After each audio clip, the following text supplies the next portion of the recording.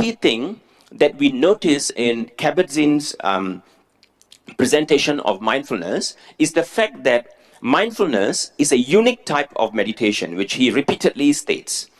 It is not like any other meditation, but it is also a meditation, but it is very unique. Now let's look at the key features of these unique types of meditation. Now the first thing he makes is this. He says, wherever you go, there you are. Basically, wherever you are, that's a place to be. There's again a second direct quote from Kabat-Zinn. He says, it is simply to realize where you already are. That means there's not something for you to reach, something for you to achieve, something for you to attain.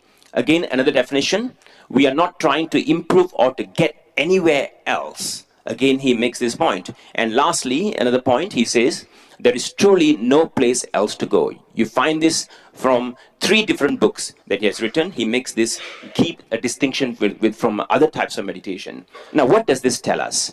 Now, that we have again an antecedent in Vedic tradition, which is this particular verse, where wherever your mind goes, there is samadhi. I don't know whether you've heard of this variance. We can find this in Saraswati Rahasya Upanishad, Yatra Yatra Mano Yati, Tatra Tatra Paramritam, is one particular reference we have. Another variant we have of the same in the Vijnana Bhairava Tantra, which is Yatra Yatra Mano Yati, Tatra Tatra Samadhi Bhi.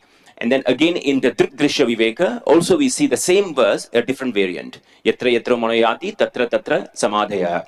So you can see here what Kabat-Zinn says is actually not something new. We have this in the Vedic tradition, in the Upanishad, as well as in the other Prakarana Granthas.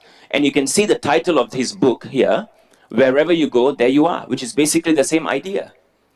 It is so interesting, right? So we don't see these parallels until we look at the Vedic literature.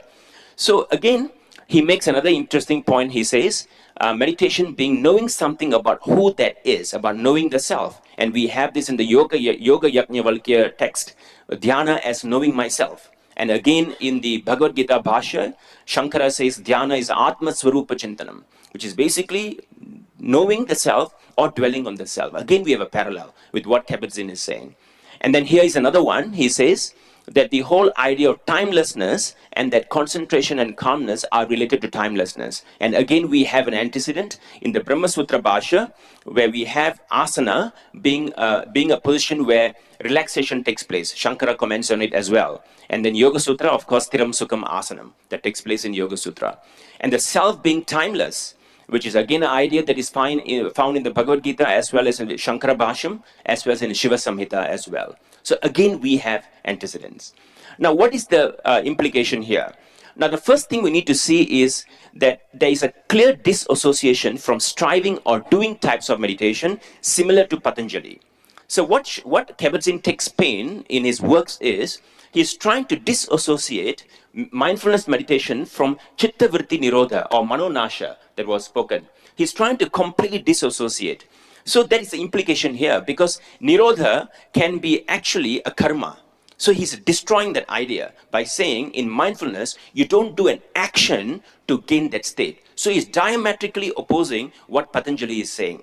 But of course, Vyasa Bhashyam and the Shankara Vivranam on the Yoga Sutra may take a different view. But we look at it from just the Yoga Sutra, there seems to be a point of divergence. The second point is, it is similar to the idea of a Vedanta called Praptasya Praptihi, which is accomplishing the accomplished. Knowing the self is not a karma, but is a matter of a jnana sadhana, where you know yourself as you already are, which is again pointing out to the concept of Vastu Tantram versus Purusha Tantram, which we find in Panchadashi, Brahma Sutra Bhashyam, Shankara's Upadesha Sasri, and Kena Upanishad, which is Pratibodha Viditam Matam, the mantra that talks about it. And then again, he says the idea of noticing thoughts as opposed to removing them. So there is no mano nasha. There is no attenuation of thoughts. It's just noticing thoughts and accepting them with samatva. So it's closer to the Gita if you want to really draw a parallel.